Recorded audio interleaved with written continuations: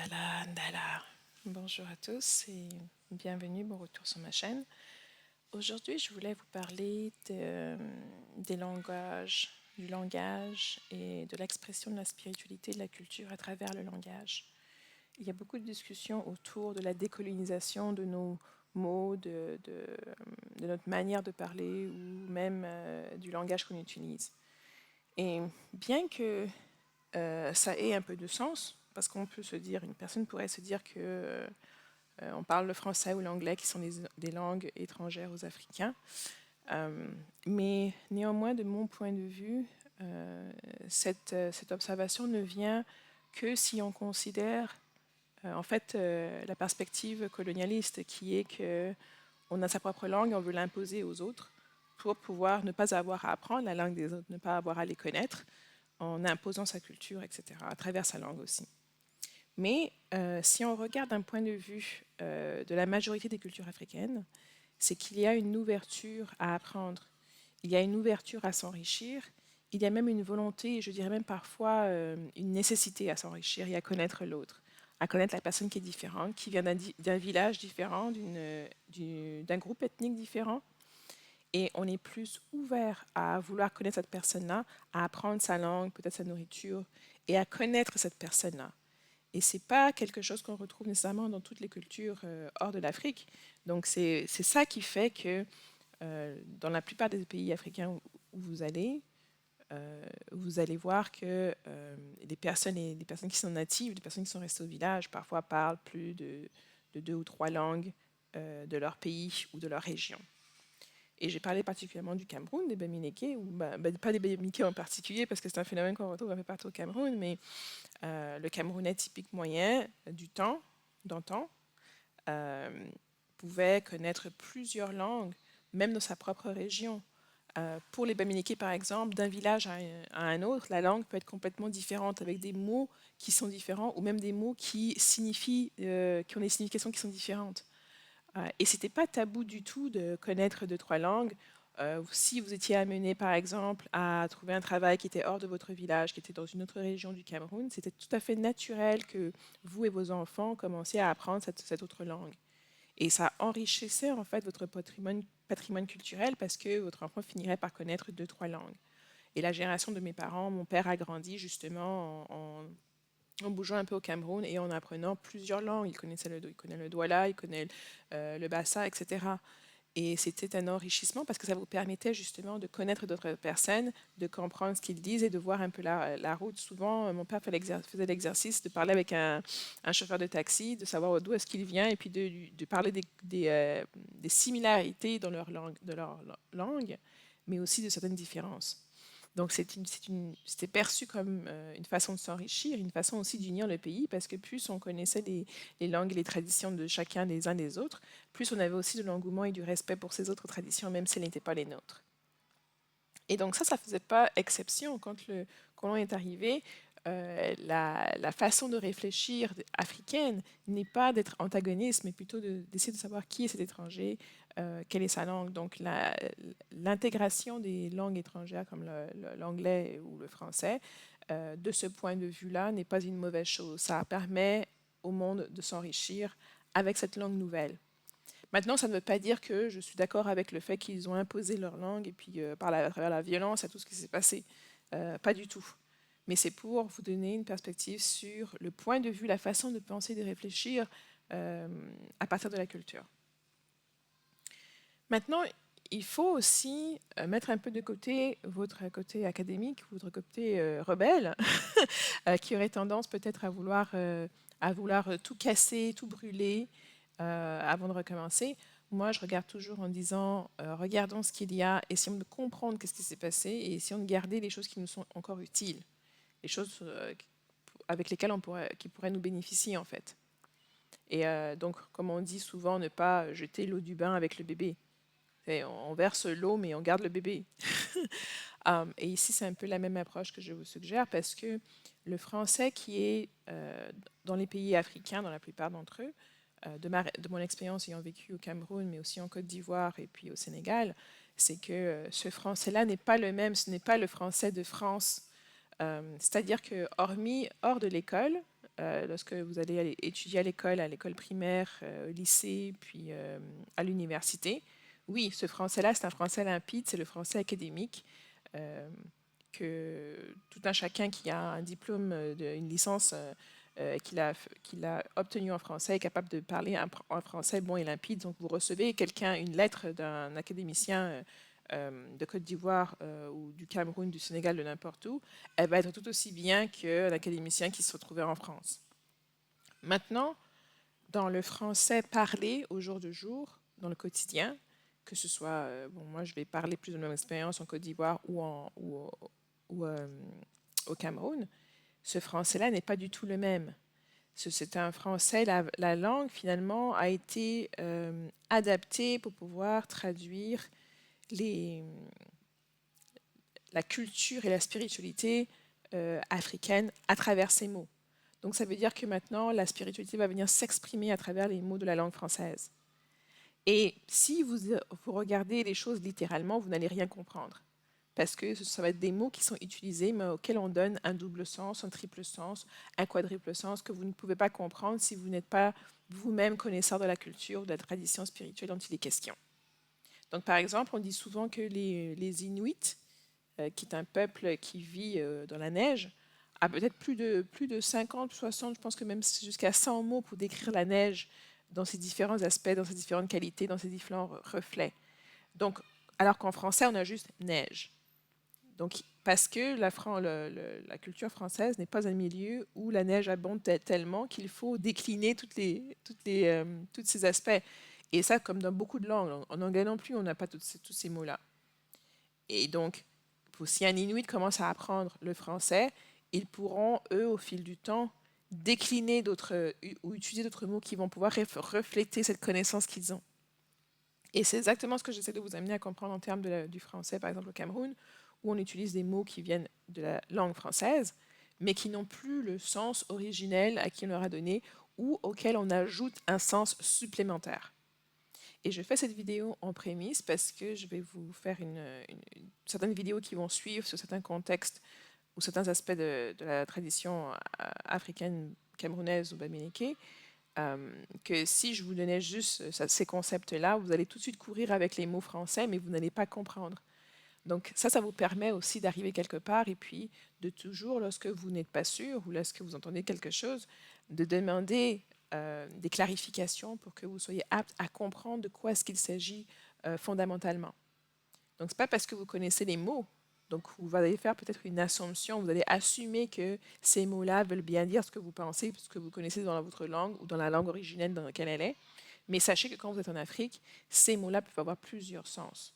Et c'est pour ça aussi que plusieurs fois, il y a certaines choses en Afrique qu'on vous dit de ne pas faire, parce que cette expression en français va avoir une répercussion qui est différente dans cette culture, dans ces traditions-là, dans cet environnement-là finalement.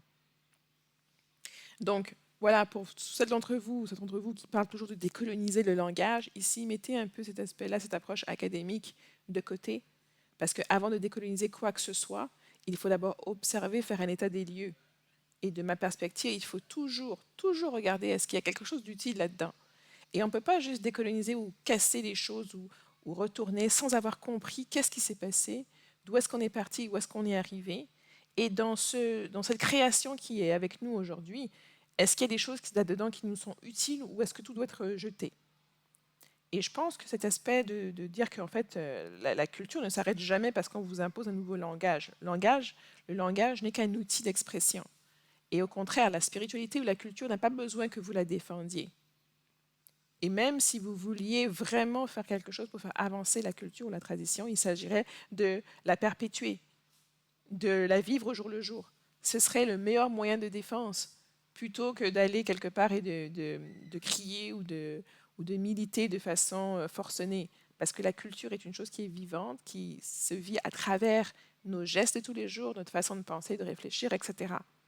Elle ne se continue pas en l'imposant aux autres ou en criant, etc.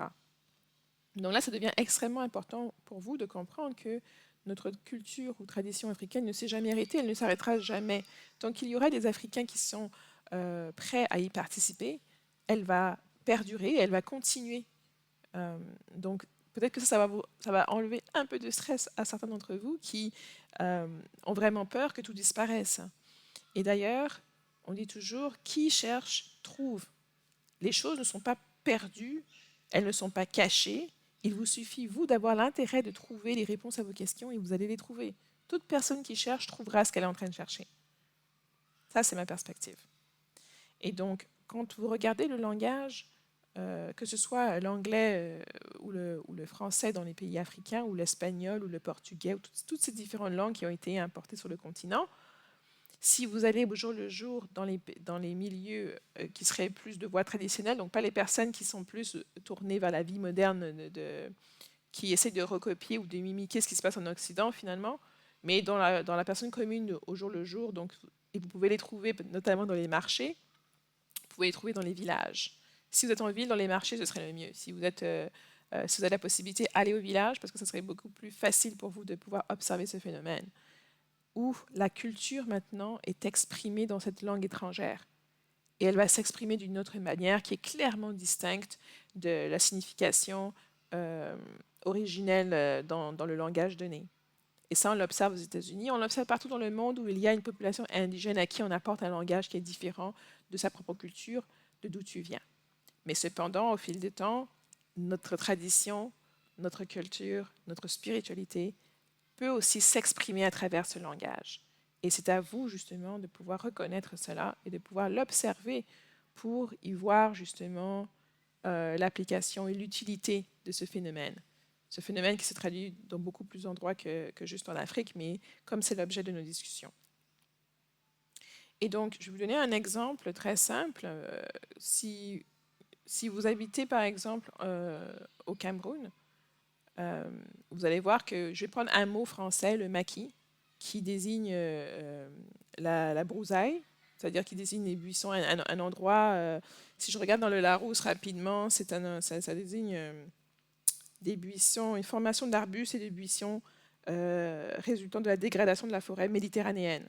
Donc ça, c'est une définition classique dans le Larousse de qu'est-ce que c'est que le maquis, dans le langage dictionnaire français. On voit aussi que le maquis, si je prends la deuxième définition, c'est un lieu retiré, un lieu loin retiré où se réunissaient les gens les résistants de la Deuxième Guerre mondiale. Donc on a ces deux définitions-là. Maintenant, quand on prend ce mot et on regarde son utilisation dans la culture africaine ou la tradition africaine, on va voir que par exemple au Cameroun, il ne s'agit pas d'arbustes reculés. Il ne s'agit pas non plus de Deuxième Guerre mondiale, puisque la Deuxième Guerre mondiale ne s'est pas tenue sur le territoire camerounais. Par contre, le mot maquis est souvent employé lorsqu'on fait référence à la disparition de certaines personnes camerounaises qui se battaient pendant l'indépendance du Cameroun. Parce qu'il y a eu une véritable guerre civile entre les Camerounais et le gouvernement français et anglais, entre autres. Mais le maquis était justement l'endroit où les résistants disparaissaient parce que les autorités françaises avaient du mal à aller dans la forêt tropicale, dans la jungle, pour les chercher, pour les retrouver. Donc ils disparaissaient là-dedans. Et aller au maquis, disparaître dans le maquis, ça a cette connotation d'indépendance, de lutte pour l'indépendance, en fait. Et donc c'était pas vu comme quelque chose de négatif, au contraire. Donc ici, on voit qu'il y a quand même une similarité avec la deuxième signification du dictionnaire français qui dit que c'était l'endroit où les résistants à la Deuxième Guerre mondiale allaient se cacher. Mais ici, dans le contexte camerounais, c'est différent, puisque ici, ce n'est pas une question d'aller se cacher, c'est des personnes qui se battaient pour la révolution. Donc, ils ne faisaient pas juste résister, ils voulaient justement pouvoir obtenir l'indépendance du Cameroun, ce qui a été fait. Donc, ils retournaient dans le maquis pour pouvoir trouver des ammunitions, des machettes, etc., ce qu'ils avaient besoin pour pouvoir manger. Et c'était un peu leur ressource et leur endroit où ils savaient que les autorités ne viendraient pas les chercher, auraient trop de mal à les y trouver. Et ce sens, on le retrouve un petit peu en Corse. Donc on voit ici qu'il y a certaines similarités en termes de voir qu'est-ce qui nous attache historiquement derrière ce mot et qui a été en fait, qui est maintenant utilisé dans le contexte camerounais pour refléter l'historique camerounaise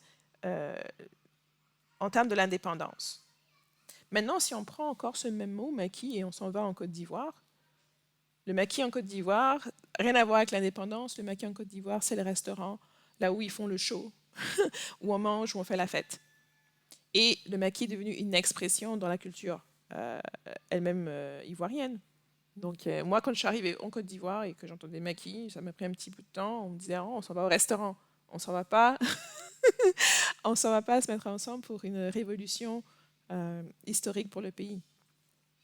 Et bien sûr, je vous laisserai à vous aussi, si vous avez d'autres exemples de mots français qui sont utilisés, qui ont une signification différente dans la culture africaine, n'hésitez pas à partager dans les commentaires. Ou si vous voulez aussi compléter ce que j'ai dit ou me corriger, allez-y. Donc, c'est juste important de voir que le langage n'est pas toujours une barrière. Le langage est juste un outil qu'on utilise pour s'exprimer, et c'est un outil qui appartient à la personne qui s'exprime. Donc, si vous entendez des choses et que ça vous offense ou ça vous met dans l'inconfort, le premier réflexe, ce n'est pas tout simplement de critiquer la personne qui parle, mais de demander des clarifications pour que vous puissiez comprendre quelle est l'intention de la personne qui parle, qu'est-ce que cette personne-là veut dire, clarifier si vous avez bien compris le sens de ce qui est en train d'être dit. Et ça, c'est impératif si vous voulez faire quoi que ce soit qui est dans la tradition ou dans la spiritualité. Il faut que vous compreniez qu'est-ce qui se passe à chacune des étapes et ne pas assumer. Ce n'est pas parce que vous connaissez un mot qu'il veut dire la même chose que la compréhension que vous en avez. Donc, c'est à vous de faire la démarche, de demander des clarifications si vous êtes dans ce processus ou si vous êtes confronté à ce genre de choses. Mais n'assumez pas parce que vous venez de l'extérieur, parce que vous êtes en train d'apprendre, que vous commencez et que vous connaissez déjà. La première étape, lorsqu'on est en train d'apprendre, c'est qu'on assume qu'on ne connaît rien. Donc, pour pouvoir apprendre, il faut être ouvert et il faut être prêt à poser des questions au fur et à mesure qu'on vous enseigne ou qu'on vous donne des choses que vous ne connaissez pas. La phase de pouvoir comparer ça avec ce que vous connaissez vient bien plus tard. Et même là, je vous dirais de ne pas vous lancer dans les comparaisons tant que vous n'avez pas compris de quoi est-ce qu'il s'agit, qu'est-ce qu'on vous montre, qu'est-ce qu'on vous présente. Donc, c'est essentiel pour vous de pouvoir comprendre qu'il y a, au fil du temps, des phénomènes qui se mettent. Ce n'est pas parce qu'il y a eu un passé violent que tout dans l'évolution de ce qui s'est passé est négatif et mauvais et doit être détruit. Donc, c'est juste d'avoir ce petit recul de se dire que l'histoire évolue d'une certaine manière et la culture ou la tradition n'a pas besoin que vous soyez là pour la défendre. Elle va se défendre elle-même, elle perdure elle-même, elle n'a pas besoin de vous. La spiritualité, dans son essence, l'esprit, lui, ne meurt jamais. Il peut se transformer, il peut vaquer, mais il ne va pas mourir, il ne va pas disparaître. Et si vous cherchez, vous allez toujours trouver. Donc voilà, c'était la petite vidéo de prémisse. Et ensuite, on va se lancer dans plus de concepts dans les prochaines vidéos. Donc laissez-moi savoir ce que vous pensez de tout ça. Et puis, on se reparle bientôt. Bye.